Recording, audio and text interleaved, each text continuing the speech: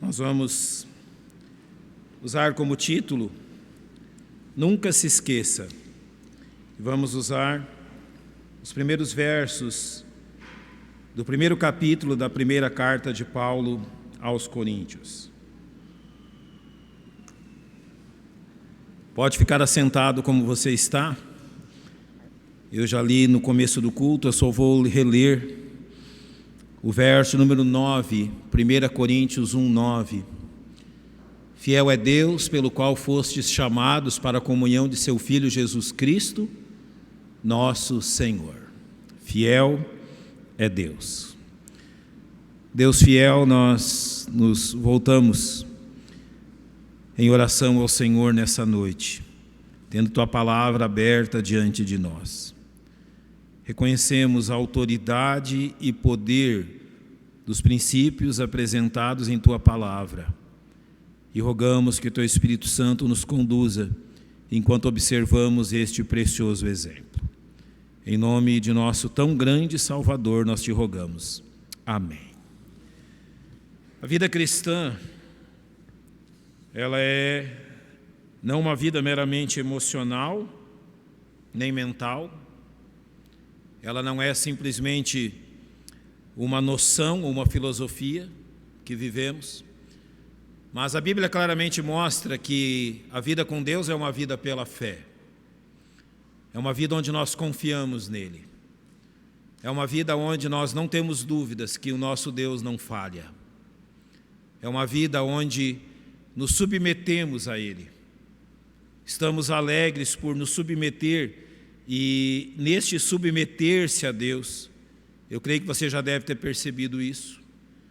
Você enfrenta o seu próprio coração. O nosso coração não quer que nos submetamos a Deus.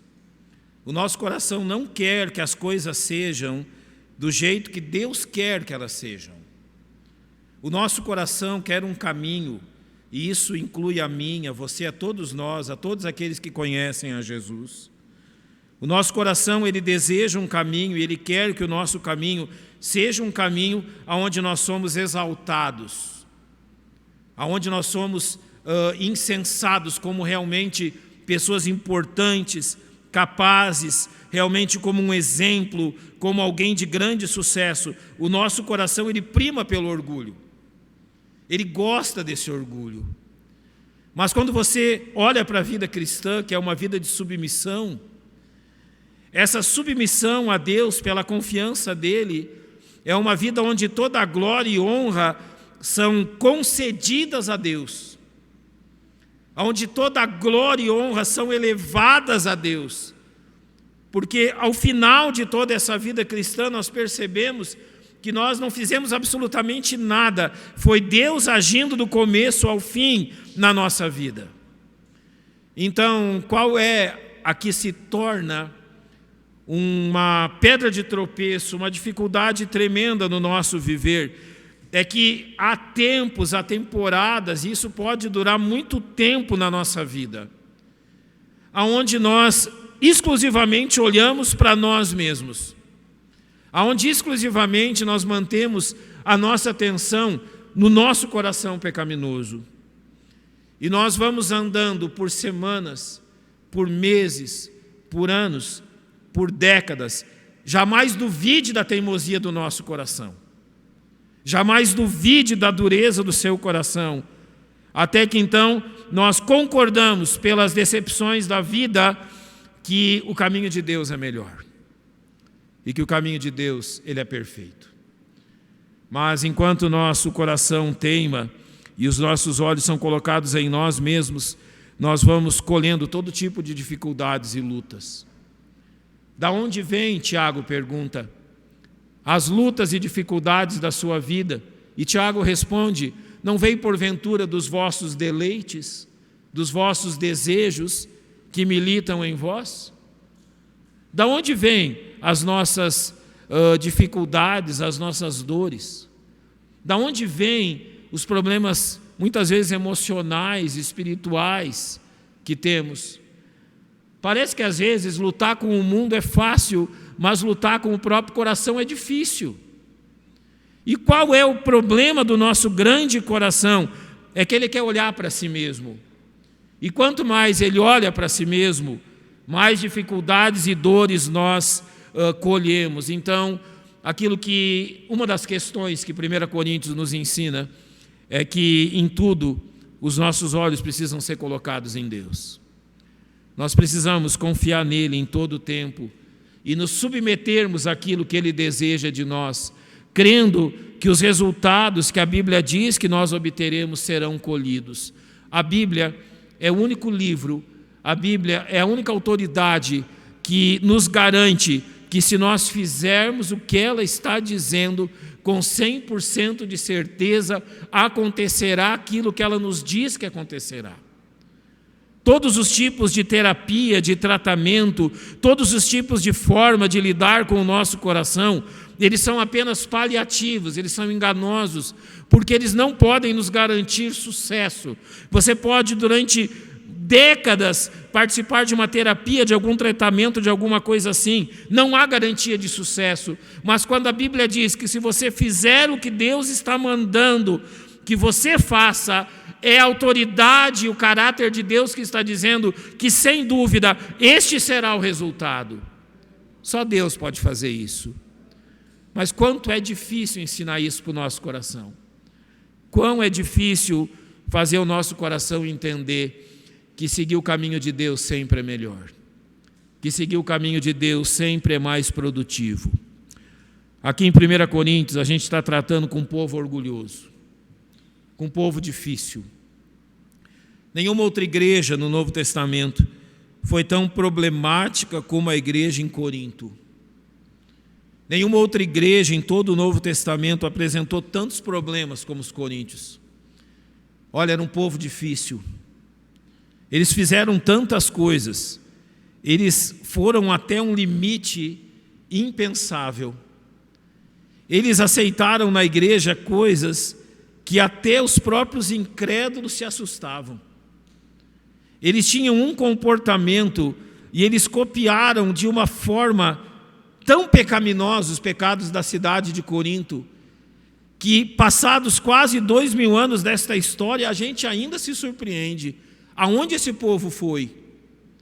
Até onde que eles andaram no seu próprio orgulho, na sua própria arrogância, o seu próprio desejo de glorificar a si mesmo. Você pode tomar diversos capítulos aqui da carta aos Coríntios, você pode tomar o capítulo 5 e notar, por exemplo, quando aquele jovem toma a própria madrasta como esposa, e a igreja achou normal, ninguém se levantou contra aquilo. Eles acharam, olha, é direito dele, vamos levar as coisas assim mesmo. E Paulo teve que ser duro com eles. Você pode tomar, por exemplo, em 1 Coríntios capítulo 11, o texto que a gente usa para tratar da Santa Ceia, e ver o que eles transformaram a Santa Ceia. Na Santa Ceia, os coríntios, aqueles que eram mais abastados, aqueles que tinham mais condições, montavam verdadeiros banquetes antes de celebrar a ceia com a igreja. A celebração na ceia naquele tempo era chamada da festa do amor, a festa ágape, a festa do amor. Então, aqueles que tinham mais recursos traziam muita comida e, pasmem, traziam também vinho, bebida alcoólica. E antes que o restante da igreja chegassem, eles comiam, eles se embriagavam na igreja, na reunião da igreja, e quando os mais pobres chegavam, eles estavam lá. Haviam comido à vontade, haviam bebido à vontade, e agora eles celebravam a ceia com o restante da igreja que não tinha condições de fazer isso. Esse é um exemplo do que eles faziam. Uma igreja difícil, problemática, onde o orgulho atingiu profundamente aquela igreja. E a primeira questão que Paulo trata com eles, e aqui a gente tem que entender que os caminhos de Deus sempre são os melhores. Sabe, Paulo não começa a carta logo denunciando os erros deles. Paulo começa a carta lembrando.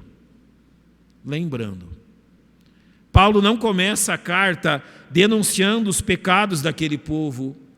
Paulo começa a carta dizendo que eles não podiam esquecer. Irmãos, quando os nossos olhos se voltam para nós mesmos, é bom que nós sejamos lembrados de certas verdades. É bom que nós entendamos que a vida cristã precisa ser vivida em submissão a um Deus que é bom demais para nós. Lembrar-se das bênçãos de Deus, lembrar-se da bondade de Deus com a nossa vida, lembrar-se que tudo aquilo que somos ou possuímos não é pelo nosso braço, mas é porque Deus o permitiu que fosse assim. Realmente tirar o orgulho do nosso coração e entender que de uma ponta a outra foi Deus que fez tudo. É uma das coisas que a gente mais precisa. E precisa por quê? Porque quando nós centralizamos Deus na vida, aquelas dificuldades e dores que nós enfrentamos e que parecem não ter solução, encontram solução em Deus. Eu já falei, já aconselhei pessoas que viveram durante anos e anos dores emocionais e conflitos pessoais dos mais intensos que você pode imaginar. Nunca chegamos a uma solução olhando para as pessoas mesmas. Mas todas as vezes que Deus foi centralizado no coração, os problemas foram vencidos.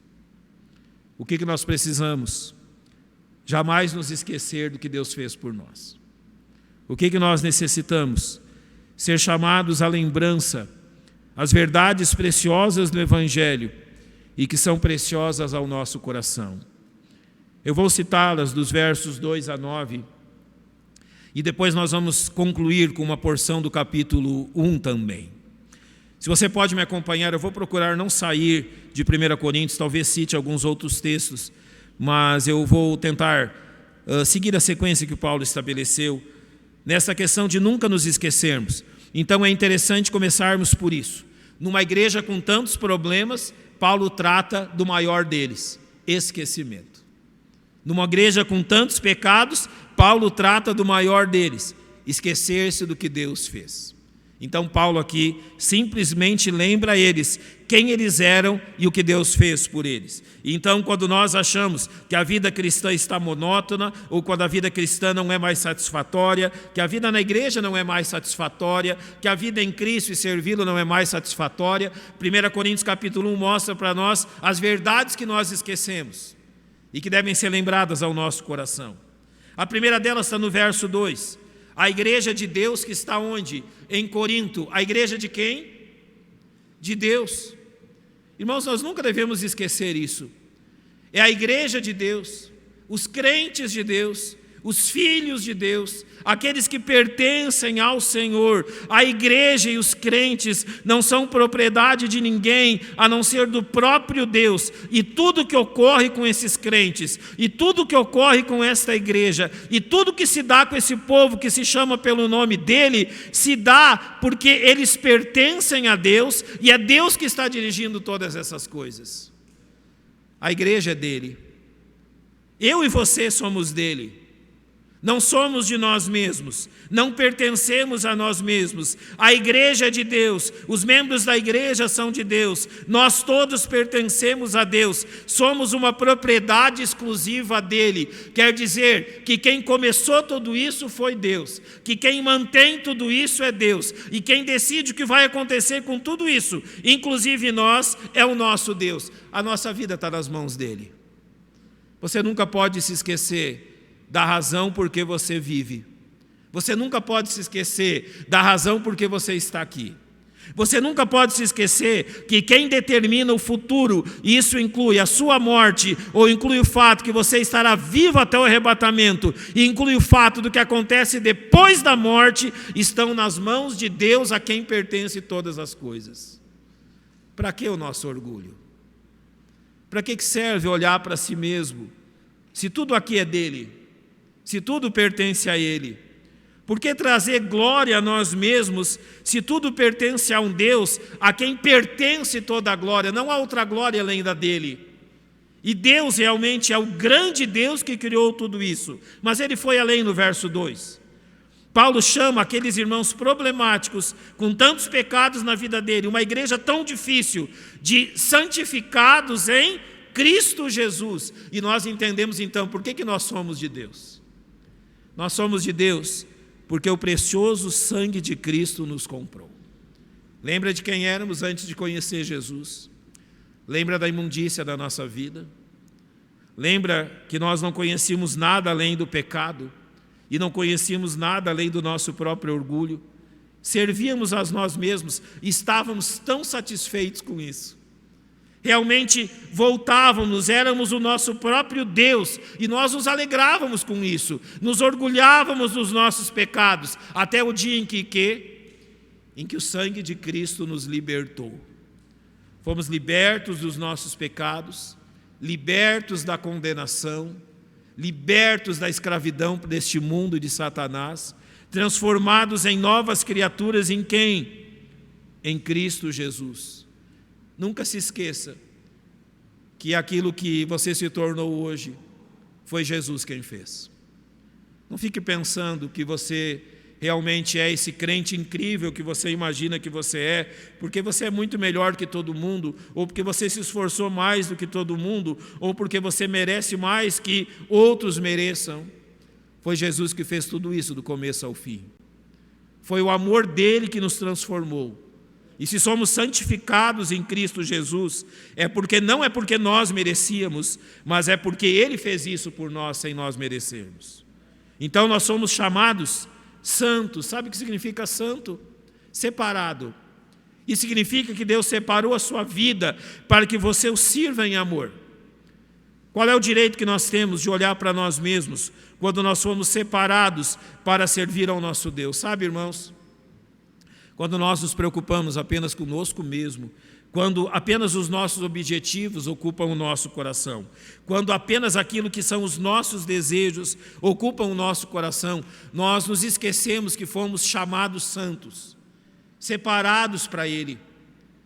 São os pensamentos de nosso Deus que devem ocupar o nosso coração. É o querer dEle, é o desejo dEle, é o propósito dEle para a nossa vida. Nem eu, nem você, nós não podemos tomar nenhum passo na nossa vida sem antes consultar o nosso Deus. Nós somos santos, nós somos separados para Ele. Senhor, é isso que o Senhor deseja da minha vida? E sabe, eu não vou ser irrealista aqui. Quando nós temos a coragem de fazer isso, quando a gente tem o desejo de realmente glorificar a Deus, e nós perguntamos para Ele: Senhor, o que Tu queres da minha vida? Normalmente Deus nos apresenta um caminho difícil. Normalmente Deus começa a abrir portas difíceis, que realmente nos diminuem, que não satisfazem o nosso coração pecaminoso. Deus começa a mostrar um caminho que é qualquer caminho, menos o caminho que nós inicialmente tínhamos planejado. Sabe, irmãos, nunca incorra no erro que eu vou dizer-lhe agora. Nunca ore a Deus por algo, explicando para Deus o que tem que ser feito. Nunca ore a Deus por alguma questão, dizendo para Deus que se Ele fizer isso ou aquilo, tudo vai terminar bem. Nós somos santos, separados. E uma vez que fomos separados, é Ele que decide como vivemos e os caminhos que nós andamos. Agora tenha certeza, os caminhos de Deus são inigualáveis. Os caminhos de Deus são perfeitos. Os caminhos de Deus são cheios de satisfação. Os caminhos de Deus são cheios de tão grandes bênçãos que nós não podemos imaginar. O nosso coração jamais pode imaginar aquilo que Deus é capaz de fazer. Então Paulo termina o verso 2 dizendo: com todos os que em todo lugar invocam o nome do Senhor Jesus Cristo, Senhor deles e nosso. É isso que Ele é. Nós precisamos lembrar inicialmente disso. Ele é o Senhor deles e nosso. Ele é o Senhor daquela igreja tão difícil e é o Senhor da nossa igreja. Ele é o Senhor de todos os salvos. E é assim que nós temos que nos lembrar de quem Ele é. Então o verso 3 vai nos dizer: graça e paz da parte de Deus nosso Pai e do Senhor Jesus Cristo. É difícil olhar para uma igreja como Corinto e pensar em graça. É difícil ler a primeira carta aos Coríntios e imaginar que a graça de Deus estava sendo derramada ali. É difícil olhar para pessoas tão problemáticas como eram os coríntios. Tantos problemas que eles criaram. E se você observa, mesmo no capítulo 1, um dos primeiros problemas que Paulo vai citar é que eles se dividiam em partidos ao ponto de dizer no verso 12: eu sou de Paulo, eu de Apolo, eu de Cefas, eu de Cristo. Não tinha limites para aquilo que aquele povo fazia. Realmente não tinha limites para os problemas que os coríntios criavam. E Paulo olha para eles, sabendo de tudo isso, e ele fala de graça. Sim, é interessante que nós nos lembremos disso. A igreja só existe pela graça de Deus. A igreja só existe pela misericórdia de Deus. Não é por quem eu ou você somos. Consegue entender isso? A gente pode ser a melhor igreja do mundo e Corinto a pior igreja do mundo. Não muda nada. É a graça de Deus e não aquilo que nós somos. É a graça, o favor imerecido de Deus em Jesus Cristo e não os nossos méritos, não as nossas vantagens, não aquilo que absurdamente somos, melhores do que os outros. Nunca. Esta igreja vai completar 28 anos. Ela só está de pé por causa da graça de Deus. Esta igreja já conduziu, eu creio, talvez já esteja nos milhares, mas vou dizer centenas e centenas de pessoas à salvação em Cristo. Isso é a graça de Deus. Esta igreja já foi usada como instrumento do Senhor para restaurar casamentos, para restaurar vidas, para trazer realmente pessoas a uma vida digna em Cristo. Isso é a graça de Deus. Há daqueles aqui que estão vendo seus netos crescerem na igreja, isto é a graça de Deus. Já viram seus filhos crescer na igreja, estão vendo os netos crescer na igreja, e há outros que estão vendo os bisnetos crescerem na igreja. Isso é graça de Deus. Não é porque nós merecemos. Os coríntios não mereciam, nós não merecemos. O que nós nunca devemos esquecer, jamais nos esqueçamos. E é isso que Paulo está lembrando aos coríntios, que é a graça de Deus que tem feito tudo isso para nós. É a bondade dele e não os nossos méritos. É interessante o verso 4. Sempre dou graças ao meu Deus por vós, pela graça de Deus que vos foi dada em Jesus Cristo. E aqui eu junto a questão da graça com esse comportamento de Paulo. Pensa, e eu estou mostrando isso aos irmãos, numa igreja tão problemática e difícil como era a igreja em Corinto, numa igreja que tem tantos problemas citados nessa carta, também na segunda carta, há diversas questões relacionadas, e agora pensam em tudo isso, eles também eram problemáticos quanto a Paulo, eles desafiavam a autoridade de Paulo, eles desafiavam o apostolado de Paulo, eles não eram assim pessoas muito agradáveis com Paulo, e no verso 4 Paulo diz: sempre dou graças ao meu Deus por vós. Tem um ensino precioso aqui. Eu sei que a nossa tendência, a tendência do nosso coração é reclamar das pessoas. A tendência do nosso coração é se queixar das pessoas. A gente se queixa até de quem a gente ama. A gente se queixa do esposo, da esposa, dos filhos, de tanta coisa. Paulo teria muitos motivos para se queixar dos irmãos em Corinto, mas no verso 4 ele diz: eu sempre dou graças ao meu Deus por vós. Irmãos, há um princípio espiritual precioso aqui. Em tudo dai graças. Se temos esse grupo de irmãos nesta igreja, nós damos graças por cada um de vocês. O Senhor tem permitido que outras igrejas igualmente sejam estabelecidas, sempre damos graças por elas. E apesar de não sermos perfeitos, e apesar de sermos tão difíceis de lidar, e apesar de tantas imperfeições em nós, nós olhamos uns para os outros e damos graças a Deus pelo que Ele fez por nós e em quem nos tornamos.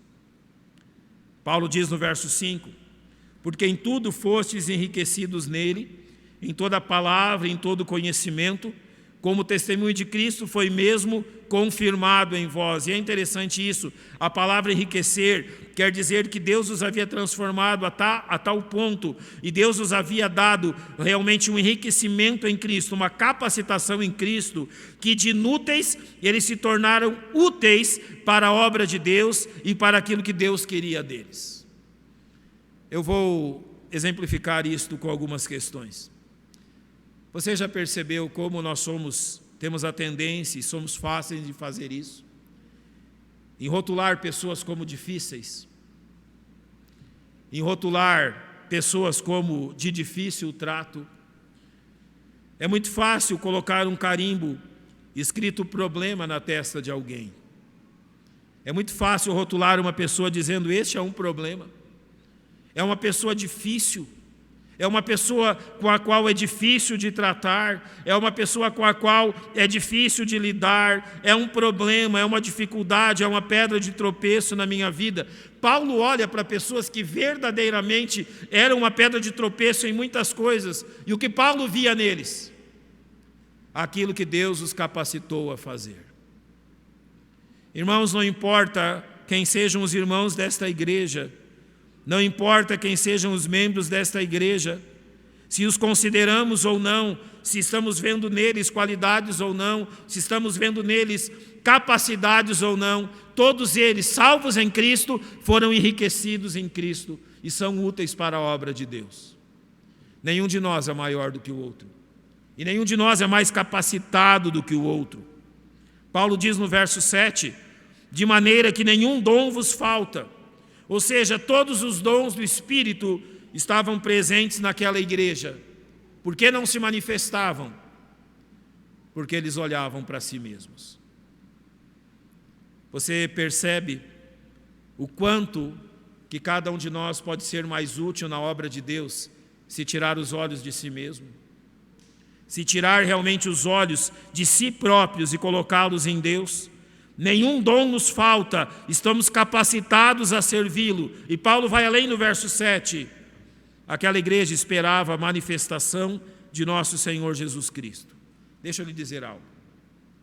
Você pode chamar aquela igreja de carnal, você pode chamar a igreja de Corinto de imatura, você pode chamar a igreja de Corinto de infantil, você pode chamar a igreja de Corinto de uma igreja que dava lugar ao pecado, e você pode dar 1000 falhas que eles tinham. Sabe qual é a única coisa que você não pode chamá-los? Incrédulos. Você pode listar N questões, menos incredulidade. Irmãos, todos os defeitos e problemas, eles estão presentes em nossa vida para serem trabalhados pelo poder do Evangelho. Só há um problema que não há como trabalhar, que precisa realmente de uma decisão profunda e que comece um caminho. Não há como trabalhar com incrédulos, mas com aqueles que creem há. Você pode considerar agora esta igreja em todas as suas falhas e questões, mas há uma coisa que jamais devem dizer sobre nós, que somos incrédulos. Sim, cremos em Cristo e estamos esperando a manifestação de nosso Senhor. Então o verso 8 diz, o qual vos confirmará também até o fim, para serdes irrepreensíveis no dia de nosso Senhor Jesus Cristo. Você já percebeu como é a nossa tendência de olhar para o hoje e esquecer do amanhã? Você está olhando para todos nós. Todos nós temos falhas e dificuldades, mas se alegre, não se esqueça disso. Chegará um dia em que nós seremos irrepreensíveis em Cristo. Quando o Senhor buscar a sua igreja e quando o Senhor recompensar a sua igreja no céu, Paulo diz no capítulo 15 que aquilo que é corruptível não será mais, aquilo que é mortal não será mais, mas realmente nos tornaremos irrepreensíveis em nosso Salvador. Não se esqueça que enquanto estamos neste mundo, o pecado ainda age em nós, mas haverá um dia quando isso não mais acontecerá. Fiel é Deus, Paulo diz, pelo qual fostes chamados para a comunhão de seu Filho Jesus Cristo, nosso Senhor. Então não se esqueça também daquilo para o qual Deus lhe chamou. Deus não lhe chamou para colocar os olhos em si mesmo, mas Deus lhe chamou para colocar os olhos o tempo todo nele. Tirar os olhos de si mesmo e lembrar-se das bênçãos de Deus, confiando que o caminho dele é melhor, sempre será o caminho que ele deseja de nós. Se você pode, dentro desse mesmo capítulo 1, acompanhar-me para o verso 26. Ele diz assim, Paulo está dizendo aos coríntios, porque bem vedes, irmãos, a vossa vocação. Literalmente Paulo está falando aqui, olhe para o seu lado na igreja, quem são as pessoas que estão ao seu lado. Paulo está dizendo aos coríntios, olhe quem está sentado atrás de você, olhe quem está sentado na frente, quem está à sua direita e à sua esquerda. Tente dizer que tipo de pessoas são. Quem são as pessoas que Deus tem chamado à salvação? Então ele continua dizendo, não são muitos os sábios segundo a carne, nem muitos os poderosos, nem muitos nobres que são chamados. Paulo está olhando a igreja em Corinto, ele está dizendo: olha, você não está vendo aqui os homens sábios segundo este mundo, você não está vendo na igreja muitos deles, nem muitos poderosos, nem muitos os nobres da elite em Corinto. Você realmente não está vendo aqueles que o mundo considera os melhores. Mas olhe para o verso 27. Mas Deus, agora então ele diz qual foi a ação de Deus. Deus escolheu as coisas loucas deste mundo para confundir as sábias, e Deus escolheu as coisas fracas deste mundo para confundir as fortes.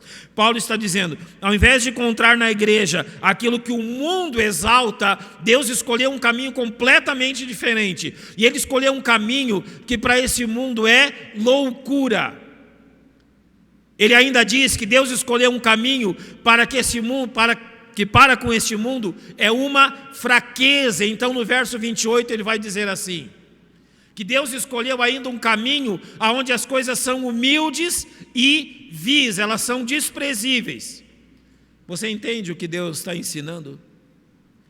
Ao dizer que Deus escolheu tais pessoas para virem a Cristo, ao dizer qual é o tipo de pessoa que em sua maioria elas estão vindo a Cristo, Deus está tirando todo o orgulho humano e Deus está tirando tudo aquilo que é exaltado no mundo. Se você usar de forma reversa aquilo que Paulo está dizendo, ele, por exemplo, fala no verso 26 sobre questões sábias. Qual é a questão mais louca neste mundo para os homens sábios, a não ser a fé? Você já conversou com um homem que se considera sábio neste mundo? Ele considera a fé o quê? Uma loucura. Para os poderosos, qual é a questão mais fraca, a não ser o amor? E para este mundo, qual é a questão mais humilde e vil do que pregarmos um Salvador que morreu na cruz? O que eu quero lhes dizer é, não tente adequar a sua vida cristã aos pensamentos desse mundo. Você precisa ter em sua mente as coisas que Deus faz. Não tente fixar a sua mente na forma que o mundo vê essas coisas. Deus escolheu um caminho diferente. E porque Deus escolheu um caminho diferente, o verso 29 diz, para que nenhuma carne se glorie perante Ele. Mas vós sois dele, em Jesus Cristo, o qual para nós foi feito por Deus, sabedoria e justiça e santificação e redenção. Então o verso 31 diz, para que como está escrito, aquele que se gloria, glorie-se em quem? No Senhor.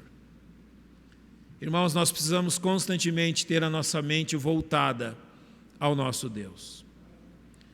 Não fique procurando caminhos que glorificam a você. Não fique andando por caminhos onde o mundo vai aplaudir quem você é. Você não precisa disso. Não fique escolhendo caminhos onde as pessoas vão idolatrá-lo. Hoje está em moda ter muitos e muitos seguidores. Não é assim que o sucesso é medido? O aplauso do mundo, os seguidores do mundo e tudo aquilo que o mundo é. A igreja em Corinto também amava tudo isso. Mas Paulo os lembrou daquilo que realmente tem valor. Mantenha sua mente em Cristo e nas coisas de Deus. E quando você orar e Deus apontar um caminho difícil, siga por ele. Deus te dará graça para que você continue caminhando. É muito melhor caminhar no difícil caminho de Deus com a graça dele, do que no glorioso caminho desse mundo, longe de Deus. É muito melhor enfrentar as vicissitudes e dificuldades deste mundo, revestido pela graça de Deus e glorificando o nosso Salvador, do que buscar a glória deste mundo, vã e vazia, e que não leva a lugar nenhum. Os aplausos precisam vir de Deus e não do mundo. A glória precisa vir de Deus e não deste mundo. Lembre-se de quem você é e ande nos caminhos do Senhor. Foi isso que Paulo chamou a igreja em Corinto a fazer. Nosso Deus e nosso Pai,